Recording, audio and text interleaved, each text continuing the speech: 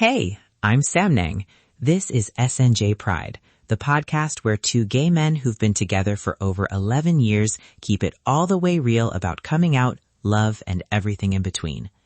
If you've ever felt alone, stuck in the closet, or scared you'll never find real, healthy love, this is your space. Hit subscribe. Take a breath. You're listening at 2 a.m. There's a single lamp on, a cardboard box on the bed, and your fingers keep folding the same shirt as if the answer is hiding in the crease. You can't decide whether to close the box and walk out the door or to put the shirt back in the drawer and try again.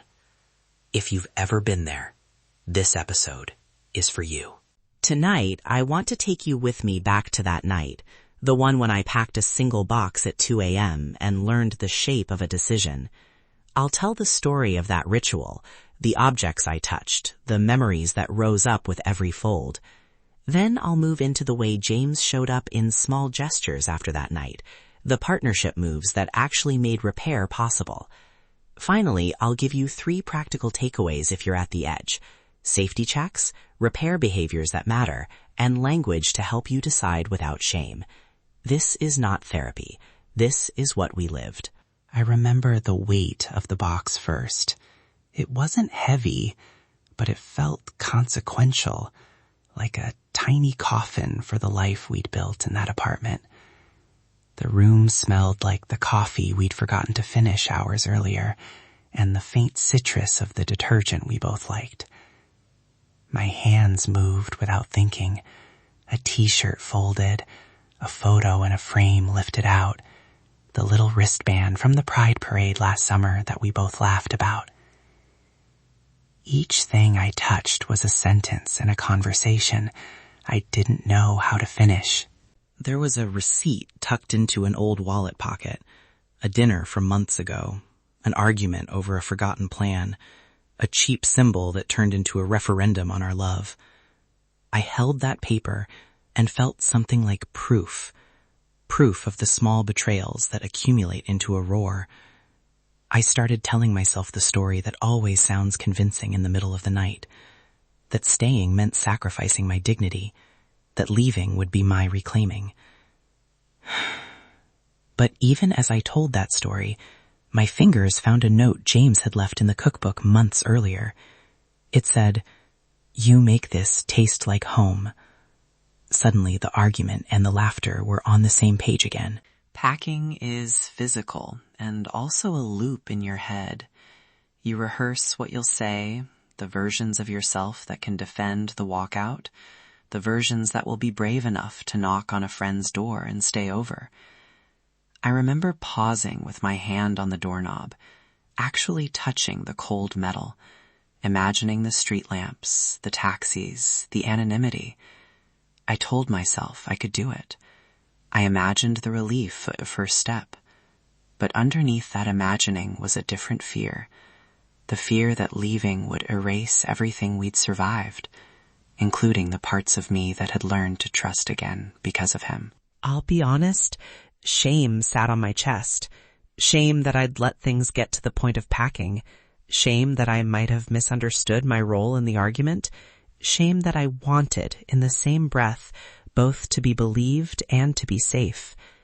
Shame makes decisions louder than truth. It tells you you've already failed, so why try to fix it? But the truth that night came in the small things. The way his toothbrush still sat in the cup. The way a plant we'd both killed stubbornly refused to die. And a memory of him standing in the doorway months before, apologizing with a humility that felt like armor coming off. I almost closed the door. I really did. My hand hovered. I had rehearsed the walkout phrase, clean, decisive, not cruel. Then I felt my knees weaken, not because I was too afraid to be alone, but because the question shifted. Was I leaving to save myself or to punish him? There's a difference. That was the turning point. Not a grand revelation, but the quiet distinction between safety and retribution. When safety is at risk, you leave. When you're deciding from hurt and impulse, it's worth pausing and asking, will leaving make me safer, or will staying with boundaries be the healthier work I need to do? I didn't slam the door. I put the shirt back in the drawer. I folded the receipt into the back of the wallet and slid it under a stack of unpaid bills. A symbolic tuckaway, maybe, but it felt honest. The choice to stay that night was not bravado. It was a conditional staying. I would stay if we could maim what hurt, if there were concrete steps to change, and if safety, emotional and physical, was prioritized. That's the difference between staying out of fear and staying as a conscious act of love and repair. Now, how did James actually show up after that? I'm going to tell this as I remember it. A reconstruction, not a transcript.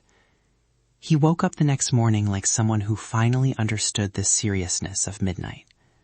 He was quieter than usual, not defensive.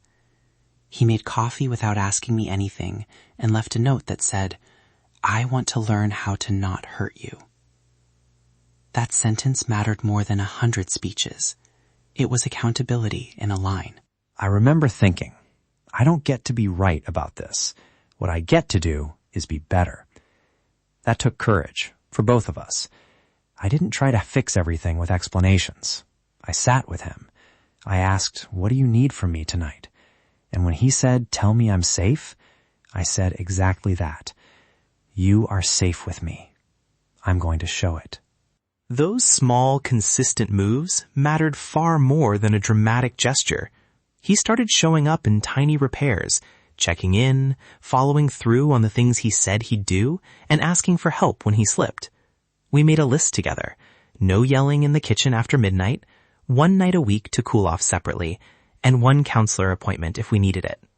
We created a safety net, not a threat. That's partnership. Systems that protect both people and set expectations for change. From that night, I want to pull 3 clear takeaways for anyone sitting with a box at 2 a.m. Takeaway 1, safety first. If you are afraid for your physical safety or feel controlled or threatened, leave. Reach out to a friend, a shelter, or emergency services. Safety is not negotiable. Takeaway 2, look for concrete repair, not just apologies. Are there specific actions the person is willing to take? Is there follow-through? Small, consistent acts build trust. Big speeches don't.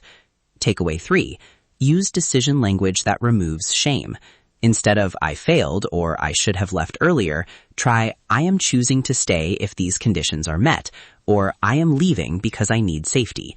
Clear language protects your dignity. If you're listening and you're in that pocket of the night right now, I want to speak to you directly. If your hands are folding a shirt as a way to avoid the truth, you are not alone. Your fear is real. Your confusion is valid. You can give yourself permission to take 1 small step. Call 1 trusted person. Write down 1 boundary. Or move 1 item into a separate bag and sleep on the decision. You don't have to decide everything tonight. 1 small action is not weakness. It's clarity. And I want the person who's on the other side of that box, the partner who knows they hurt someone, to hear this.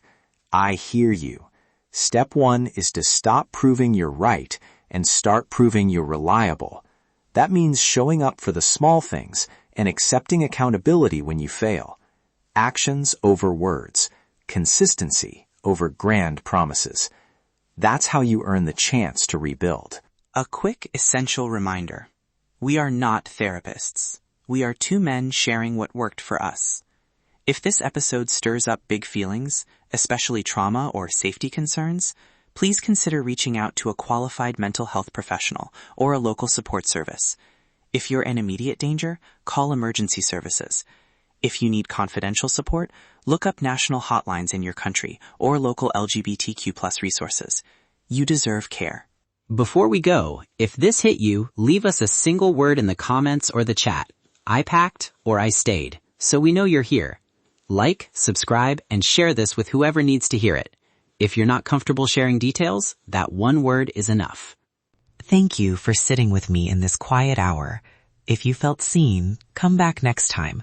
We'll talk about rebuilding intimacy after trust is broken and the small rituals that keep a relationship alive.